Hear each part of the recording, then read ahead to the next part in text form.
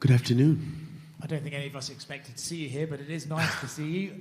Talk us through the what must have been a bit of a crazy process for you to get here and fight on Saturday.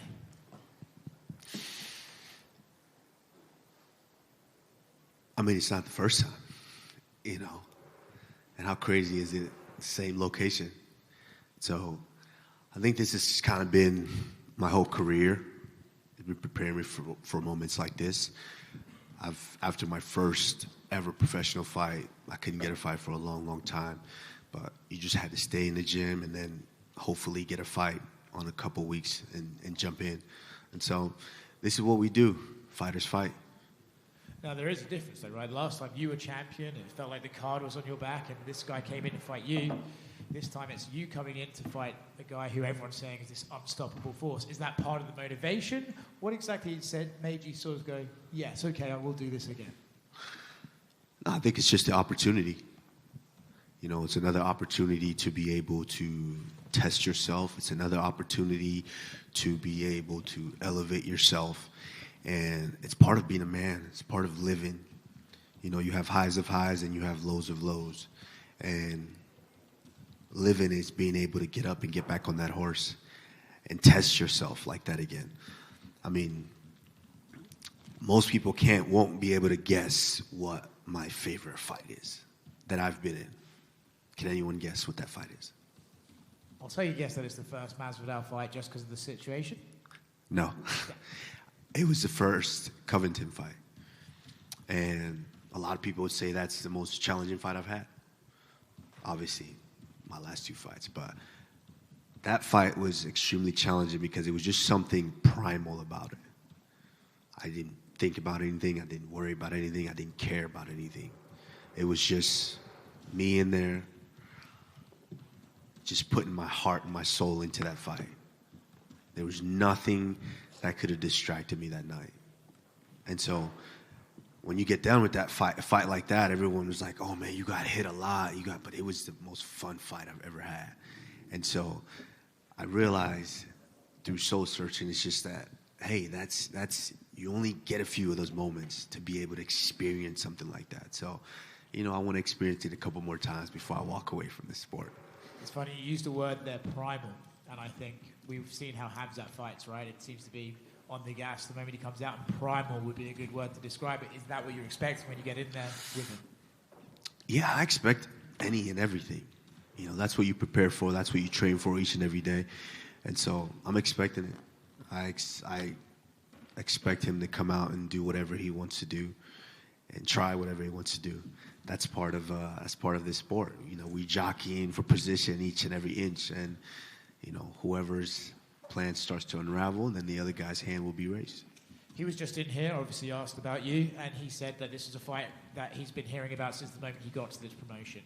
And he said that he sees similarities in you, but I have to say, he also said that you're like the iPhone 5 version and he's the iPhone Pro version. He said you're the older case and he's the new guy coming on the block. Do you see this guy to be this threat that everyone says he is, or do you think, no, I've been around and I've seen this come and I've seen this go? What do you think about him and his terms of where he could go in this sport? I think he's as advertised. He's very tough, you know, very strong. He's big. He can strike, he can wrestle, he can grapple. He can do it all. So can I. You know, so I think he's as advertised. But you don't know until you know. You know, ignorance is bliss sometimes. And I give him all the props in the world. He's done everything he needed to do with what he's been presented with. You know, but, you know, that iPhone Pro sometimes doesn't fit in certain pockets. You know, you might need just a regular iPhone. They both take good pictures, and they both work just fine. I like that. If you win this fight, you're getting a title shot. And I believe I heard you this week saying you can take one title, go down and take your old title, and then just walk away into the sunset. Him and Islam both sort of suggested that you and Alex are coming here for the money, right? You're getting a big pay jump. But for you, what is the motivation to be here? Is it to show people you can do it? Is it to get money? Or is it to get that title back? Do you think I have money? I would say you've got a little bit of money, yeah, tucked away somewhere. Okay. So, clearly ain't about the money, you know, and I asked for the fight. You asked for the fight. initially when he was at my weight. Yeah. But, you know, he's missed it, a couple of times now? I don't know how many times. And, you know, so it's one of those situations. I don't really care. It's just, honestly, when I think about it, it's soul-searching. It's wanting to get that opportunity, wanting to feel that again. Because if you really look at it, when I was sitting down waiting for a fight, what was everyone saying? Who's he going to fight? Like, we've seen him fight that guy twice, that guy 3 times. He's beat that guy. He's beat that one. Yeah. You know, people were kind of, what excites us about a fight? Are you excited about this fight? Think so. Kamaru, Alex was in here, and he said it's kind of a blessing in disguise because he wasn't putting his body through hell for the 8-12 weeks, and he just gets focused on himself and comes in, like, obviously he would prefer a full camp, but he is fresh in the head and kind of physically fresh. So I'm curious, do you feel the same way? Absolutely. It's just something, it's such a weird switch that's flipped when you sign the contract. And so before that, you're just training. You'll be surprised. You go into some of these gyms and you'll see obviously you'll see a guy just having his way with other guys. If it's a guy that's preparing for a fight, you're just kicking the shit out of him. You're just doing whatever you want with them. And then the moment you sign the fight, it's like, oh my God, nothing works. It's just a switch that goes off in your head. And so we didn't have to make that switch this time. We was in the gym just, doing what we do. This is our career. We're not just sitting at home and doing absolutely nothing. We're in the gym. We're learning. We're growing. And when the opportunity came, it took a little second to think about it. I'm like, yeah, let's do it.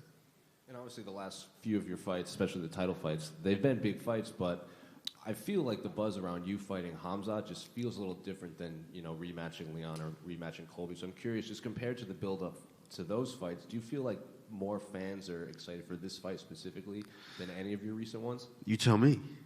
I would say so. Then why wouldn't I want to do it? Exactly.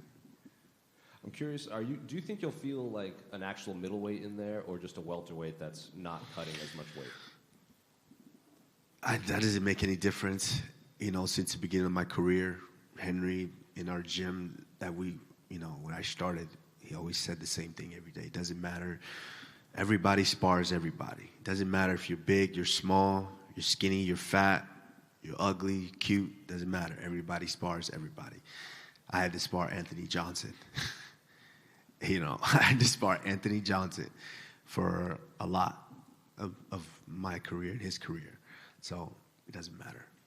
And final one for me, obviously, if you do get past Khamzat, Sean Strickland, the rematch that I don't think a lot of people know that you did fight him at welterweight so long ago. So I'm curious, back then, like you're pretty vocal that you saw something in Leon that you kind of assumed maybe you would see him down the road after your first fight. Was there any part of you that after you beat Sean the first time that maybe I would see Sean Strickland again down the road and would be in a UFC title fight? I don't think of it like that. I think of it when I reflect. At that point, I was coming downhill fast. I didn't care who was in my way. And Leon was that, I didn't care. I took care of business. Sean was that, I didn't care, and I took care of business. And so I don't really, I don't really dwell on it. It's when I'm done and I sit back now and start to reflect a little bit more and more. Like you just mentioned, a lot of people didn't know that I fought Sean Strickland. So you can tell, I've been putting in work for a minute now. And so it's just kind of one of those things. Now I'm starting to be in a position to where you get to reflect and say, I did put some work in. Beat quite a few people here. How do you think Sean has evolved since then? Obviously fighting up a different division now, but do you see many similarities in his game, or does he look vastly different to you now? Yeah, this is MMA. Styles make fights. Sean, I think he's definitely grown a lot, of course. But I think the most important thing is he's grown into his identity of a fighter. He accepts the fact that he fights this particular style, a particular way. And he's just leaned into it, and he's grown exponentially, and now he's the champion. But styles make fights. I said it when I came into the game. I'm a nightmare for certain people to deal with, and I just think that that matchup, it's a nightmare for Sean Strickland. But he's grown exponentially. He's very, very improved.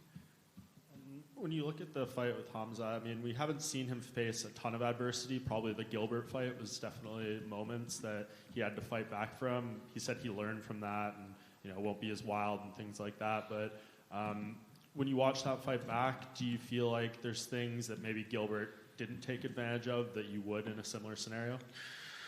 I mean, we're different fighters. Gilbert Burns is a hell of a fighter, great fighter, but I'm a different fighter. So my fight IQ, the way I see certain things or just compute certain things in the fight are slightly different. So, it is what it is. And if Khamzat is the true contender and potential future star that I think he could be, then hopefully he learned from that.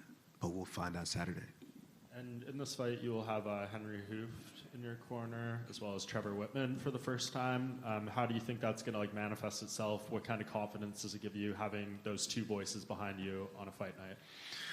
Great confidence. I think, all through life, all through my career, now when I reflect, I'm like, I've always been blessed to be in front of men that pour into me in a certain way, that kind of help push me further in my journey of life.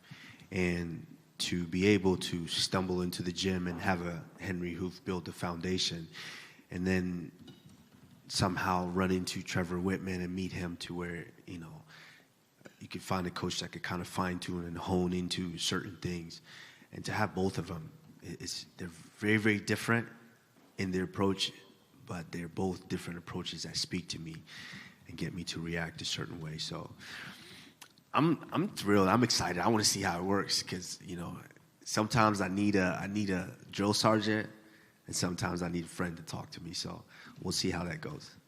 And Francis Ngannou is fighting next weekend in Saudi Arabia. Are you going to go from here to there? I'm trying to. We'll see. I try not to make too many plans. I did that once. It worked out actually. I had a GQ shoot right after New York, so I try not to make too many plans right after a fight because you never know what's going to happen. So, but of course, I would love to get out there and support Francis. Francis has been my brother since we both got into the UFC. I think our actual first official fight was in the same card in the UFC. So, yeah, I would love to support him. And there's a lot of people kind of doubting him, just like people doubt me and people doubt us. That's life. They doubt us each and every day. But, as long as you're blessed with 2 arms, 2 feet, and you can step in there, anything can happen. And just last thing, if you win this fight, go on to rematch Sean Strickland, win that, there's a whole plethora of other guys, but just seems like Dricus du Plessis is the #1 contender, and you've had words about him in the past. Would that be a fight that you would relish? Absolutely. I don't say no to fights, clearly. So 100% it could happen. I could also go down and take that belt back, so, you never know. I mean, what a way to go out, huh? Move up, grab that belt, go back down, grab that one too, throw up some fingers, walk away. And you mentioned going down. Last one from me. If Colby beats Leon, would that be kind of like a weird thing for you to compute, considering you've beaten him twice, and then what happened with Leon? No, like I just told you the plans. Go grab this one real quick, keep it warm before Izzy come back, and go down and grab that one too. Kamaru, over here. Hi. You boast a 97% takedown defense rate. Do you think Khamzat will be able to take you down? And how do you envision this fight going? Because sometimes 2 grapplers could neutralize each other, but we've seen you stand and trade too, and so we've seen him as well. I don't know. Doesn't really matter to me. Some guys wrestle, some guys don't. I mean, I fought Colby Covington the first fight. None of us took a shot. I fought Leon Edwards. He took a couple of shots. It's like, so it doesn't really check out. It doesn't matter. If he tries to take me down, good. If he doesn't, good. And what do you think of his striking? It's good. Very good. Good striking, good wrestling, good grappling. Good endurance so far. So it's all good. We'll see how it plays out on Saturday. Just one more for me. Colby and Leon, a lot of people feel like Colby's wrestling could trouble Leon, a lot of pundits. You fought both guys. How do you see the fight playing out? And do you feel like Leon could stuff his takedowns? That's an intriguing fight. That's a fight that I'm looking forward to. Just because I'm a fan of high-level fighting, and I'm a fan of both guys. And so that's a fight that I'm definitely looking forward to. Kobe is, styles make fights, and MMA math doesn't really check out. So we'll see how that plays out. But, I think Leon's a bit underrated and just kind of, he's a bit underrated. And Covington as well. I think his striking's a bit underrated too. So we'll see how that checks out for sure. I'll be excited. Thank you. Kamaru, your reign has been considered one of the greatest of all time. Now, coming off 2 losses, it's almost as though people have forgotten how good you are. How important is this fight to get yourself back into the conversation as the welterweight GOAT? It's not that important. Getting in that conversation is not that important. I didn't do this to be in the conversation. I just did this because, one, I wanted to make money. And 2, I love to compete. I loved to compete. And it was just something that burned inside of me to where I always wanted to compete and compete. Even though as scary as it is, even though as hot, didn't matter how high the mountain looked at the time, I just wanted to compete, to try to climb it. And so, it's crazy how quick people forget. You have 2 fights where, if you look at those fights, look at the second Edwards fight. Had I not, that kick not landed with a minute left of the fight, we're not even having a conversation. And then the second fight, and that's considered, Leon's the best in the world right now, considered in my weight class. So. And look how close that fight was. So, I think it's, people forget very quickly, but it is what it is. I'm not here to put myself in any conversation because for them to talk about. This is for me. This is me getting up there, and this is me putting my heart and soul back out there and figuring out what I really want. Well, throughout your career, you're usually the overwhelming favourite going into a fight. How does it feel going into this fight as the underdog?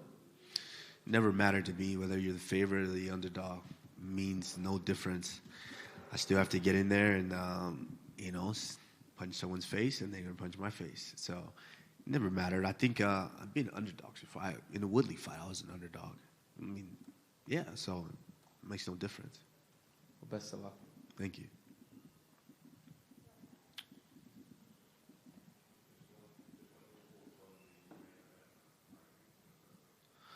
The main event, Islam versus Volkanovski. I think that is it's an intriguing fight.